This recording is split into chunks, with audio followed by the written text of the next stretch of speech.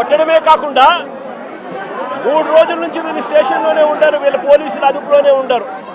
25వ తారీఖున తీసుకొచ్చారు, 26వ తారీఖున వాళ్ళ దగ్గరే పెట్టుకున్నారు, 26వ తారీఖున రోడ్డు మీద కొట్టారు, రాత్రంతా వాళ్ళ దగ్గరే పెట్టుకున్నారు, 27వ తారీఖున మళ్ళీ ఇంకో రోడ్డు దగ్గరికి తీసుకొచ్చారు. అంటే 3 రోజులు వాళ్ళ అధీనంలోనే ఉన్నారు. ఉన్నప్పుడు వీళ్ళు నడు రోడ్డు మీదకి తీసుకొచ్చి విక్టర్ జోబీలో అంటే జూనియర్ అడ్వకేట్ జోబీలో ఒక కత్తి వీళ్ళే పెట్టి ఇద్దరు విఆర్ఓలను అక్కడికి పిలిచి మారణాయుధం విక్టర్ జోబీలో ఉన్నట్టుగా పంచనామా రాసుకున్నారు.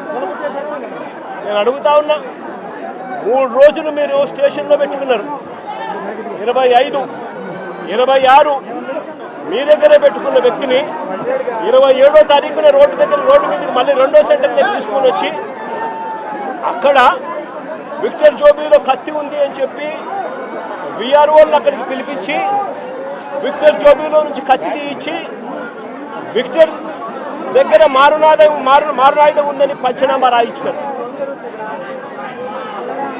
మరుసటి రోజు అంటే అక్కడ కూడా కొట్టడం జరిగింది. ఆ తర్వాత మరుసటి రోజు అంటే ఏప్రిల్ 28వ తారీఖున వీళ్ళు కోర్టులో హాజరుపరిచారు. కోర్టులో వీళ్ళు హాజరుపరచడానికి మునుపు వీళ్ళు డాక్టర్ దగ్గరికి వీళ్ళు తీసుకొని పోయి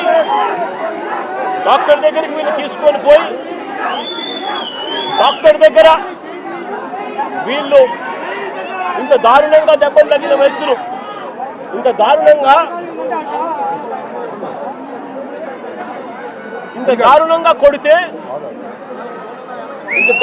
కొడితే పాదాలు ఇంత దారుణంగా దెబ్బతింటే డాక్టర్ దగ్గర ఎలాంటి దెబ్బలు తగలలేదు అని చెప్పి డాక్టర్ దగ్గర వీళ్ళు సర్టిఫికెట్లు తీసుకుంటారు. తీసుకొని వీళ్ళు 28వ తారీఖున కోర్టులో హాజరుపరుస్తారు. నేను అడుగుతా ఉన్నా, పోలీసులు కొట్టారని గాయాలు ఉన్నాయని జడ్జి గారికి చెప్తే మళ్ళీ ఎస్పీ ఆఫీసుకు తీసుకెళ్లి కరెంటు షాక్ ఇస్తామని చెప్పి కూడా పోలీసులు బెదిరించారు. నేను అడుగుతా ఉన్నా, ఏ సమాజంలో మనం ఉన్నాము అని చెప్పి. ఏప్రిల్ 24వ తారీఖున తనపై హత్యాయత్నం చేశారని కానిస్టేబుల్ మరుసటి రోజు ఉదయం 10 గంటల వరకు ఎందుకు ఆగారు అని అడుగుతా ఉన్నా. పోలీసులు చెప్పే మాటలు వాస్తవమే అయితే 24వ తారీఖున ఘటన జరిగితే మరుసటి రోజు 25వ తారీఖున పొద్దున 10 గంటల దాకా తనపై హత్యాయత్నం చేయడానికి ప్రయత్నం జరిగింది అని పోలీస్ కానిస్టేబుల్ ఎందుకు మరుసటి రోజు ఉదయం వరకు ఎందుకు ఆగారు, ఎందుకు చెప్పలేదు అని అడుగుతా ఉన్నా. పైగా ఈ పోలీస్ స్టేషన్ కేవలం కిలోమీటర్ దూరంలో ఈ అంబేద్కర్ విగ్రహానికి ఎక్కడైతే ఘటన జరిగిందో అక్కడికి కేవలం కిలోమీటర్ దూరంలోనే పోలీస్ స్టేషన్ ఉంది. నేను అడుగుతా ఉన్నా, అసలు సివిల్ డ్రెస్లో ఆ ముగ్గురు దగ్గర సివిల్ డ్రెస్లో కానిస్టేబుల్ ఈ అంబేద్కర్ విగ్రహం దగ్గరికి ఎందుకు వచ్చాడు అడుగుతా ఉన్నా. Logical question. వచ్చిన ఈ కానిస్టేబుల్ ఈ ముగ్గురు పిల్లలతో ఎందుకు గొడవ పడ్డాడు అని అడుగుతా ఉన్నా.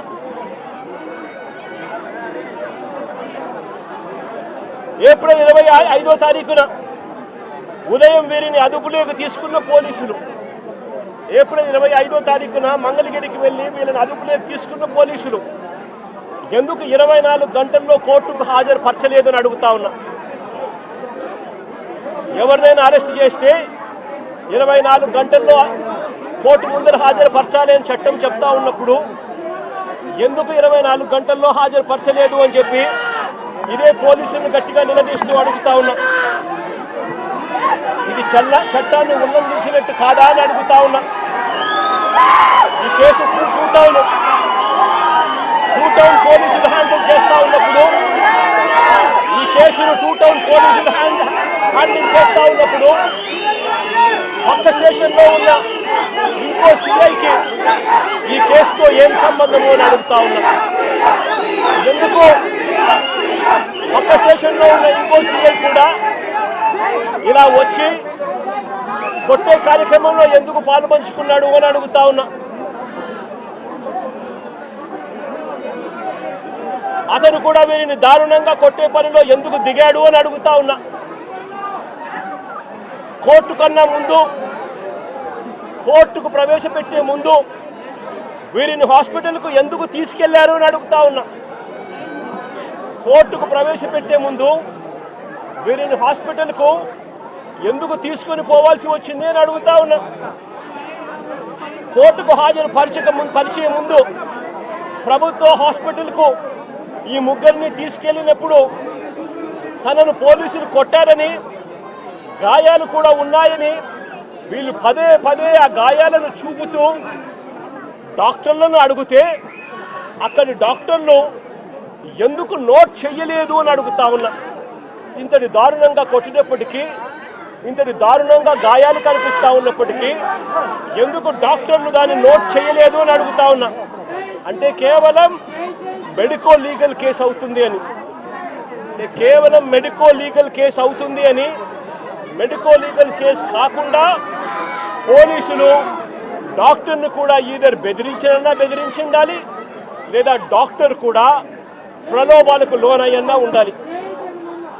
ఏప్రిల్ 26వ తారీఖున నడి రోడ్డుపై ఈ ముగ్గురిని వీళ్ళు ఇలా కొడుతూ ఉంటే నెల రోజుల తర్వాత ఈ వీడియో బయటకు వచ్చింది. రికార్డు చేసింది కూడా పోలీసులే. ఈ వీడియో రికార్డు చేసింది కూడా పోలీసులే.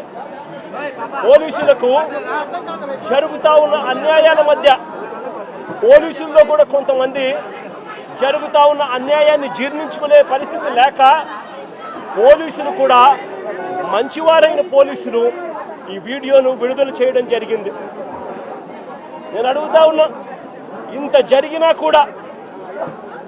జరిగినా కూడా ఒకవైపున చట్టాన్ని ఉల్లంఘించింది పోలీసులే, ఒకవైపున చట్టాన్ని అపహాస్యం చేసింది పోలీసులే, మరోవైపున పోలీసులే వీరిని అబాసుపాలు చేస్తూ, వీరి కుటుంబ గౌరవాన్ని మంట కలుపుతూ, ఒకవైపున చేయకూడని పనులన్నీ పోలీసులు చేసి ఆ తర్వాత వీరి మీద ముద్ర వేస్తూ ఉన్నారు.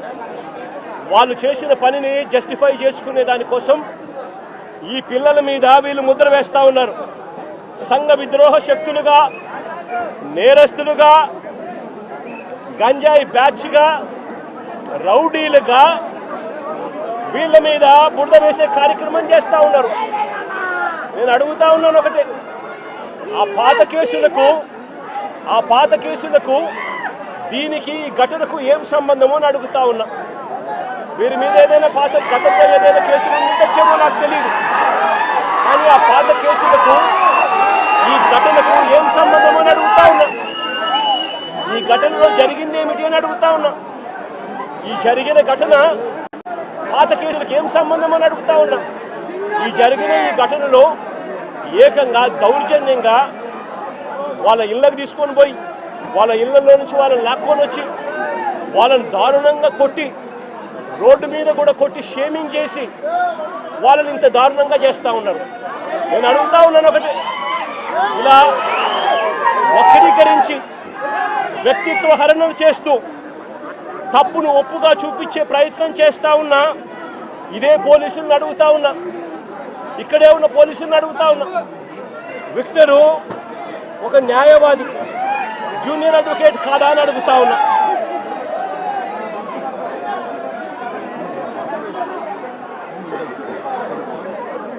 జూనియర్ అడ్వకేట్ కాదా అని అడుగుతా ఉన్నా. ఈ విక్టర్ అనే పిల్లాడు జూనియర్ అడ్వకేట్ కాదా అని అడుగుతా ఉన్నా. ఈ పాప విక్టర్ చెల్లెలు, రాకేష్ చెల్లెలు. రాకేష్ చెల్లెలు ఈ పాప ఇంజనీర్. రాకేష్ చెల్లెలు ఈ పాప ఇంజనీర్. రాకేష్ కూడా పాలిటెక్నిక్ మెకానికల్ చదివినాడు. అంటే వీళ్ళ కుటుంబాలు చదువుకున్న కుటుంబాల్లో నుంచి వచ్చిన వాళ్ళు మరి ఇలాంటి వాళ్ళ పరువును తీస్తూ నడి రోడ్డు మీద వాళ్ళను కొట్టడం అన్నది, వాళ్ళను పబ్లిక్ షేమింగ్ చేయడం అన్నది ధర్మమేనా అని అడుగుతా ఉన్నా. నిజంగానే పోలీసులు చెప్తాన్నట్టుగానే వీళ్ళు ఇంతటి దారుణమైన బ్యాక్గ్రౌండే కనుక వీళ్ళకు ఉండింటే, పోలీసులు చెప్తా ఉన్న మాటలు వాస్తవమే అయి ఉంటే, నేను ఒక క్వశ్చన్ సూటిగా అడుగుతా ఉన్నా. అసలు మంగళగిరి తెనాలి వారు కూడా కాదు ఇక్కడ, వీళ్ళు మంగళగిరి వారిని తెనాలికి తీసుకువచ్చి ఇక్కడ కొట్టారు అని అంటే దాని అర్థం ఏమిటి? మంగళగిరి వారిని తెనాలికి తీసుకొచ్చి ఇక్కడ కొట్టారంటే దాని అర్థం ఏమిటి? అంటే దాని అర్థం పోలీసులు చెప్తా ఉన్నటన్ని అవాస్తవాలు అని చెప్పడానికి ఇంతకన్నా నిదర్శనం అవసరమా అని అడుగుతా ఉన్నా. మంగళగిరి వాళ్ళని తెనాలికి తీసుకొని వచ్చి తెనాలి పోలీసులు కొట్టారు అని అంటే దాని అర్థం మంగళగిరిలో ఉన్న వీళ్ళపై ఉన్న కేసులు పెద్ద కేసులు కావనే కదా దాని అర్థం. అవన్నీ వక్రీకరిస్తూ వీళ్ళు ఇప్పుడు వాడుకుంటున్నారనే కదా దాని అర్థము. మరో వ్యక్తి కరీముల్లా మెకానిక్. అసలు ఈ పిల్లాడు 21 సంవత్సరాలు. ఈ పిల్లాడి మీద ఎలాంటి కేసులు లేవు, అసలు ఎలాంటి కేసులు లేవు ఈ పిల్లాడి మీద. ఇంకో ఆశ్చర్యకరమైన విషయం ఏమిటో తెలుసా? ఈ ముగ్గురి మీద కూడా అంటే రాకేష్ మీద, విక్టర్ మీద, కరీముల్లా మీద, ఈ ముగ్గురి మీద రౌడీ షూటర్లుగా ఎప్పుడు రౌడీ షూటర్లుగా వీళ్ళని నమోదు చేశారో తెలుసా? ఈ ఘటన జరిగిన తర్వాత ఇది ఇక పెద్దగా అవుతూ వస్తూ ఉందని తెలుసుకున్న తర్వాత వీళ్ళని రౌడీ షూటర్లుగా, ఈ ఘటన జరిగిన తర్వాత వీళ్ళని రౌడీ షూటర్లుగా చేశారు. నేను అడుగుతా ఉన్నా, ఇంతకుముందు వీళ్ళు రౌడీ షూటర్లుగా లేరు. రౌడీ షీటర్లుగా వీళ్ళ మీద నమోదైంది, వీళ్ళని నమోదు చేసింది ఈ ఘటన జరిగిన తర్వాత. ఇంత ప్రస్ఫుటంగా పోలీసులు ఎలా దుర్మార్గం చేశారు అన్నది ప్రస్ఫుటంగా కనిపిస్తా ఉంది. Subscribe to Social TV Telugu for more videos. Hit the bell icon for faster updates.